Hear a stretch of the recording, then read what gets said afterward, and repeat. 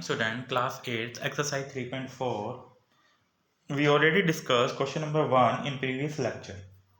Now we will discuss question number 2. The parameter of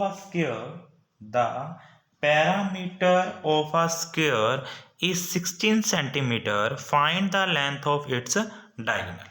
हमें पता है एक स्क्वायर की जो 4 साइड्स होती हैं वो इक्वल होती हैं.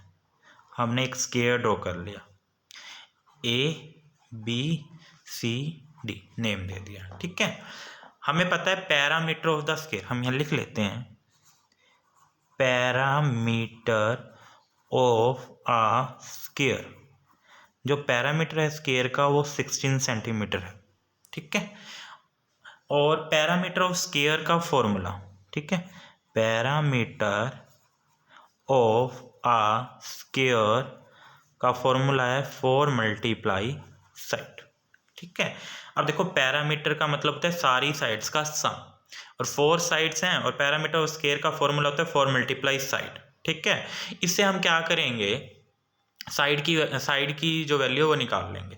तो हमें पता है पैरामीटर ऑफ स्क्वायर 16 सेंटीमीटर है, parameter of square 4 multiply side है. दोनों ही पैरामीटर हैं, दोनों को इक्वल रख देंगे. तो 4 मल्टीप्लाई साइड इक्वल टू में 16, साइड इक्वल टू में 16, ये मल्टीप्लाई में डिवाइड में आ जाएगा. 4 1 जा 4, 4 4 जा 16.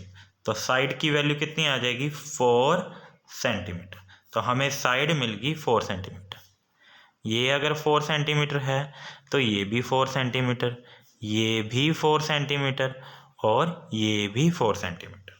ठीक है, अब हमने क्या करना है, हमने डायगोनल्स की वैल्यू निकालनी है. हमने क्या करना है, डायगोनल की वैल्यू निकालनी है. तो डायगोनल हम ड्रॉ कर लेते हैं. ठीक है, तो पहले AC ड्रॉ कर लिया मैंने, मतलब ये वैल्यू निकालनी है. अब ना आपको ना एक थ्योरम याद रखनी होगी, पाइथागोरस थ्योरम. ठीक है, मैं लिख देता हूँ नेम, बाय पाइथागोरस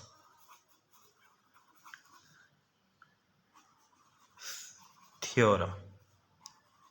ठीक है, पाइथागोरस थ्योरम क्या है, एच स्क्वायर इक्वल टू में P square plus B square.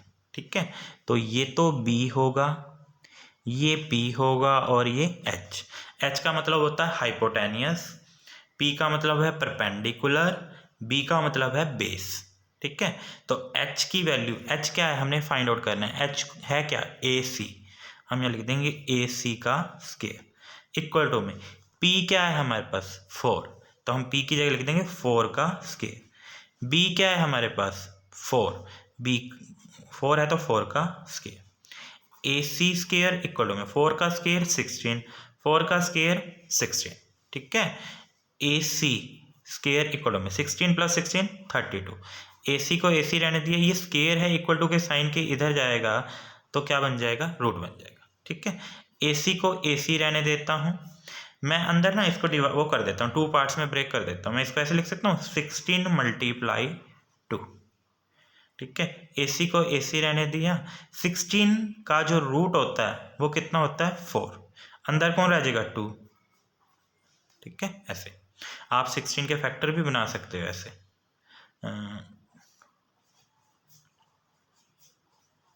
ठीक है, 2 2 के पेयर बन जाएंगे, 2 यहाँ से निकलेगा 2 यहाँ से, तो ये 4 हो जाएगा. ठीक है, तो ये रफ में था, इसे फिर में मत करना. ठीक है, ये करना है आपने. तो यही आपका क्या होगा, आंसर होगा. Got it.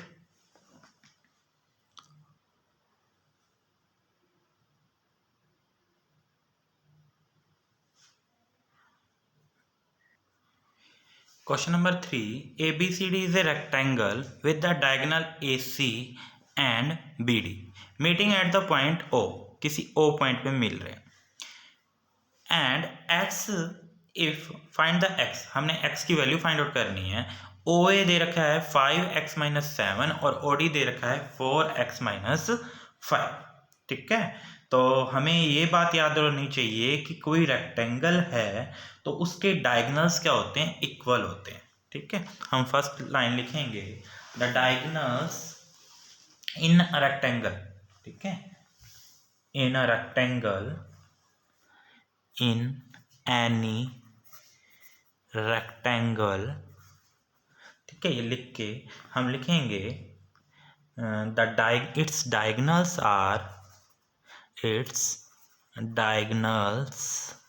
आर इक्वल, इसके डायगनल्स क्या होंगे, इक्वल होते हैं, एंड बाइसेक्ट ईच अदर,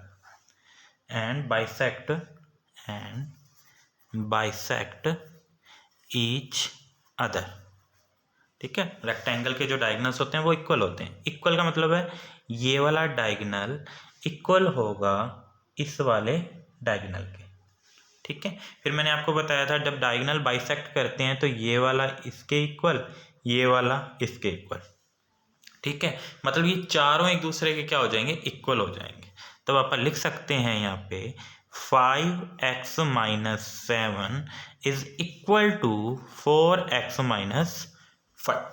हम इन दोनों को इक्वल रख देंगे, क्योंकि देखो ये दोनों बराबर थे, इक्वल थे, और बाइसेक्ट करने पे ये दोनों आधे आधे क्या हो गए, इक्वल हो गए। तो इस तरह ये सारे एक दूसरे के क्या हो जाएंगे, इक्वल हो जाएंगे। तब आप लिख सकते हैं ये वाला इसके भी इक्वल होगा। तो 5x इधर प्लस का, इधर आके माइनस का 5 पड़ा रहा है, इधर माइनस का 7 है, इधर आके किसका हो जाएगा, प्लस का।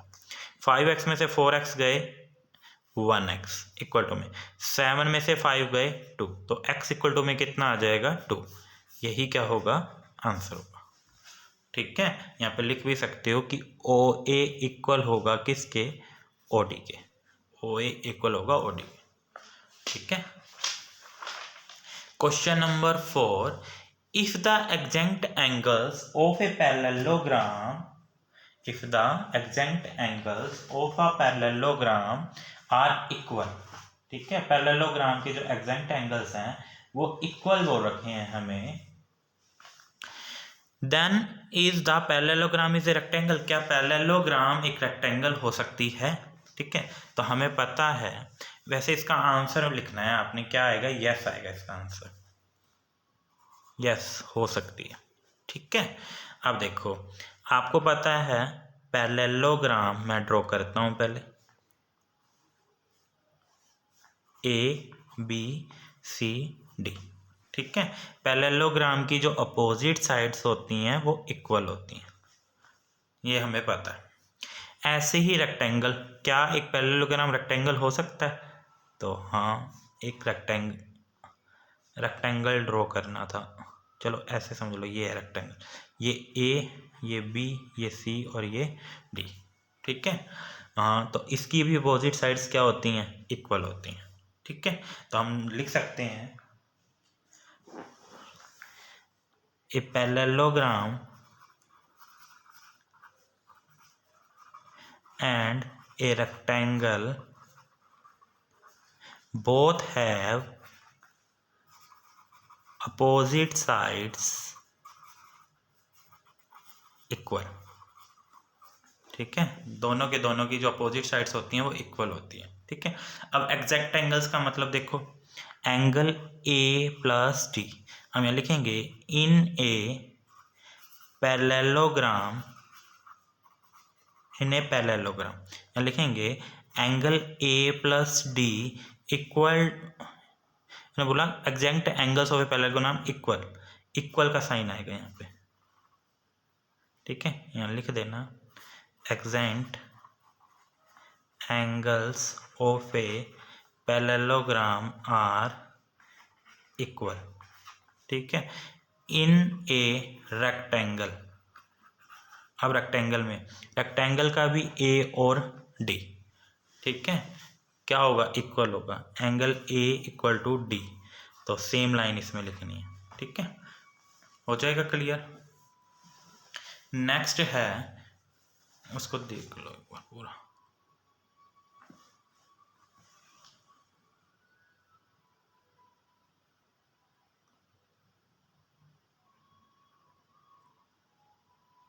both are having opposite sides equal, ठीक है, इतना होगा।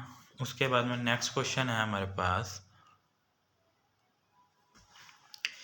ABCD is a rhombus, length of its diagonal AC and BD are 8 cm and 6 cm, find each side of a rhombus. ABCD एक रम्बस है, ठीक है, और डायगोनल दे रखा है AC और BD। AC की जो लेंथ है वो 8 सेंटीमीटर है और BD की जो लेंथ है वो 6 सेंटीमीटर है, ठीक है। और हमने साइड निकालनी each side of the rhombus. Rhombus की हमने सारी मतलब एक साइड निकाल के बतानी है, ठीक है। अगर एक साइड आ जाती है तो सारी साइड्स मिल जाएंगी, क्योंकि रम्बस की सारी साइड्स इक्वल होती हैं। तो हम पहले लाइन लिखेंगे, इन ए रोम्बस, रम्बस में क्या होगा, diagonals are bisect each other at right angles, ठीक है। जो डायगोनल्स होते हैं वो बाइसेक्ट करते हैं each at the right angles 90 degree के, ठीक है। तो हम देखो पूरा डायगोनल देखो 8 है, ठीक है, और हमने बोला बाइसेक्ट करते हैं, जितना ये इधर होगा उतना ही इधर होगा। टोटल लेंथ है 4 8, तो इधर कितने का रह जाएगा 4 सेंटीमीटर का, ठीक है। पूरा है 6, तो ऊपर कितने सेंटीमीटर का रह जाएगा 3 सेंटीमीटर। तो इसका एक पार्ट निकाल के देख लेते हैं। देखो यूं बन गया ना, इसको नाम यहाँ O दे देते हैं। ये देखो DOA, मैंने ये वाला पार्ट उठा लिया। ये पूरा 6 था तो ये कितना था 3, ये 3 सेंटीमीटर हो गया। ये पूरा 8 था तो ये कितना है 4 हो गया, ठीक है। आपको मैंने बोला था ये B होता है, ये P होता है और H होता है ना। तो हम ये लिखेंगे by Pythagoras theorem. Pythagoras theorem क्या कहती है, एच स्क्वायर इक्वल टू में P square plus B square. H देखो, एच तो हमने फाइंड आउट करना है, AD तो फाइंड आउट करना है। पी कितना है हमारे पास 3, तो 3 का स्क्वायर। बेस कितना है 4, तो 4 का स्क्वायर। AD स्क्वायर इक्वल में 3 का स्क्वायर 9, 4 का स्क्वायर 16। AD स्क्वायर 16 और 9 कितने हो गए 25। AD इक्वल टू में ये इधर स्क्वायर है, इधर जाके ना रूट बन जाएगा। ये कभी भी इधर स्क्वायर हो उधर जाके क्या बन जाता है, रूट बन जाता है, ठीक है। तो 25 के फैक्टर बनाते हो तो आपको पता है क्या बनाएंगे, 5 × 5, या 25 का जो रूट होता है वो 5 ही होता है। तो पेयर में बन गया ये, तो क्या आ जाएगा आंसर 5 सेंटीमीटर। अगर AD 5 सेंटीमीटर है तो AB भी 5 होगा, BC भी 5 होगा और CD भी 5 होगा, ठीक है। तो यही हमारा क्या होगा आंसर होगा।